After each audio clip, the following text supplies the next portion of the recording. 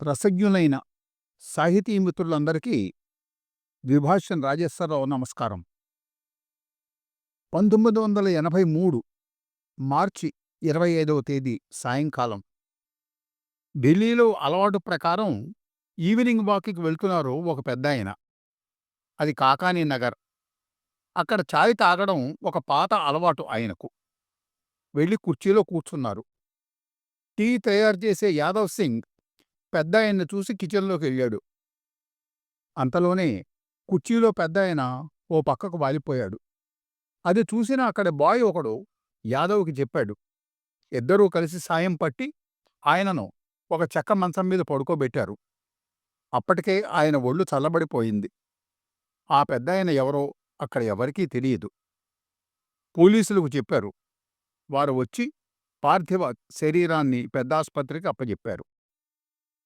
ఇంతకు ఆయన ఎవరో కాదు, ఎంసీగా ప్రసిద్ధుడైన ప్రముఖ జర్నలిస్టు మానికొండ చలపతిరావు గారు. మన తెలుగువాడు. జవహర్లాల్ నెహ్రూకి, ప్రఖ్యాత కార్టూనిస్ట్ శంకరం పిళ్ళేకి సన్నిహిత మిత్రుడు. మర్నాడు ఆయన గురించి ఫోన్ చేసిన ఇందిరాగాంధీకి ఎంసీ కనిపించడం లేదని తెలిసింది. ఆమె సెక్యూరిటీ సిబ్బందిని అలర్ట్ చేశారు. అనాథ శవాల గురించి ఎంక్వైరీ జరిగింది. ఆసుపత్రి మార్చురీలో ఒక శవం ఉందని తెలిసింది.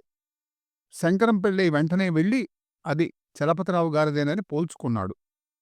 ఆయన ఇక లేడు అన్న వార్త ఇందిరాగాంధీని, ఇతర జర్నలిస్టులను కలిచివేసింది. 27వ తారీఖున ఢిల్లీలో వారి అంత్యక్రియలు ఘనంగా జరిగాయి.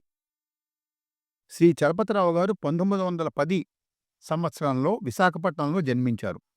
వీరి తల్లిదండ్రులు శ్రీకాకుళం జిల్లాలోని అంబకండి అనే గ్రామానికి చెందినవారు. వీరి తండ్రిగారు పోలీస్ శాఖలో పనిచేసేవారు. చలపతిరావు గారు ఆంధ్ర విశ్వవిద్యాలయంలో బిఏ పట్టా పొందారు. 1929లో మద్రాస్ ప్రెసిడెన్సీ కాలేజీలో ఎంఏ ఇంగ్లీష్ లిటరేచర్ డిగ్రీ పొందారు. తర్వాత మద్రాసు లా కాలేజీలో బిఎల్ పట్టా తీసుకుని మద్రాస్ బార్లో ఎంతో పేరుగాంచిన పప్పు సోమసుందరం అనే అడ్వకేట్ వద్ద అప్రెంటిస్గా చేరి 1932లో అడ్వకేట్గా బార్లో పేరు నమోదు చేసుకున్నారు. తర్వాత విశాఖపట్నం వచ్చేసి కొద్ది కాలం న్యాయవాద వృత్తి కొనసాగించారు. డాక్టర్ సర్వేపల్లి రాధాకృష్ణన్ అధ్యక్షతన ఎథేనియం అనే పేరుతో సాహిత్య సాంస్కృతిక సంస్థను నెలకొల్పి తాను కార్యదర్శిగా పనిచేశారు. శ్రీ చలపతిరావు గారు తన జీవితకాలమంతా బ్రహ్మచారిగానే కాలం గడిపారు. న్యాయవాద వృత్తి కొనసాగిస్తున్న చలపతిరావు గారి దృష్టి, ఆసక్తి అంతా మాత్రం జర్నలిజం వైపే ఉండేది. అందువల్ల 1936లో మద్రాసు వెళ్ళి కందుకూరి ఈశ్వరదత్తు గారు నడుపుతున్న ది పీపుల్స్ వాయిస్ అనే పత్రికలో అసిస్టెంట్ ఎడిటర్గా చేరారు. 1937లో ఆ పత్రిక ఆగిపోవడంతో తానే స్వయంగా ది వీకెండ్ అనే పత్రికను ప్రారంభించి కొంతకాలం నడిపారు. ఒక దశలో మహాత్మాగాంధీ కుమారుడు దేవదాసు గాంధీ నిర్వహించిన ప్రెస్ ఇన్ ఇండియా మ్యాగజైన్లో పనిచేశారు. ఒకసారి దేవదాసు గారు, వేరొక పత్రిక వస్తోందని విన్నాను, అక్కడ నాకంటే ఎక్కువ జీతం ఇస్తారట, మీరు వెడతారేమో, జీతం ఎంత కావాలో అడగండి, నేనే ఇస్తాను అన్నారట.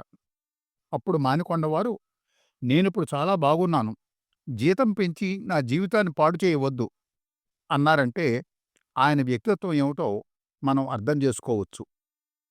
అప్పట్లో కోలవెన్న రామకోటేశ్వరరావు గారి సంపాదకత్వంలో వెలువడుతున్న త్రివేణి త్రైమాస పత్రికకు చలపతిరావు గారు అద్భుతమైన రాజకీయ వ్యాసాలు రాసేవారు. ఈ వ్యాసాలు జవహర్లాల్ నెహ్రూ గారి దృష్టిలో పడ్డాయి. 1938లో నెహ్రూ గారు నేషనల్ హెరాల్డ్ అనే పత్రికను కోటంరాజు రామారావు గారి సంపాదకత్వంలో ఆరంభిస్తూ చలపతిరావు గారిని అందులో సహాయ సంపాదకునిగా తీసుకున్నారు.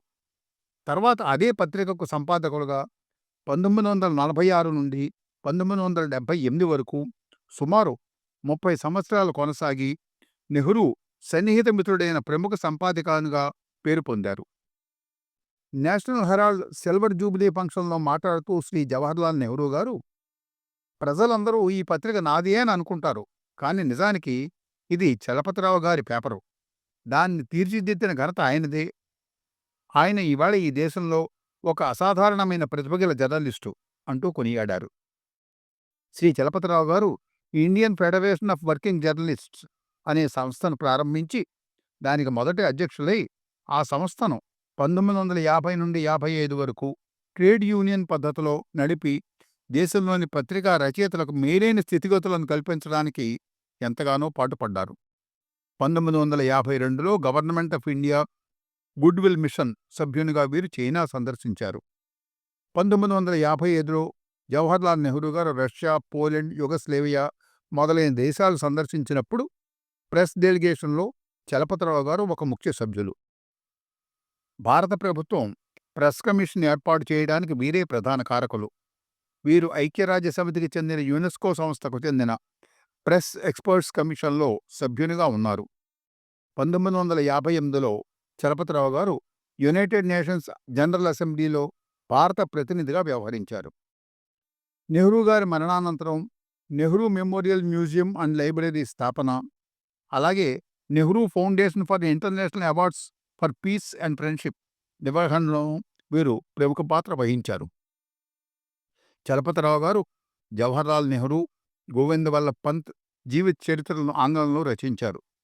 ఇంకా జర్నలిజం, రాజకీయాలు, భారతదేశంలో ప్రెస్ మొదలైన చాలా పుస్తకాలు రాసి ప్రచురించారు.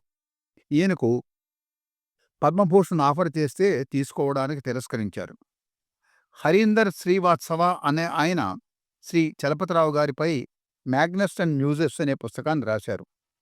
ఒక పత్రికా రచయితగా, సంపాదకుడుగా, గ్రంథకర్తగా, సాహితీవేత్తగా, మానవతావాదిగా ప్రసిద్ధికెక్కిన శ్రీ మానికొండ చలపతిరావు గారిని మన తెలుగువారందరం మనసా స్మరించుకుంటూ నీరాజనాలు అర్పిద్దాం. సెలవు. నమస్కారం.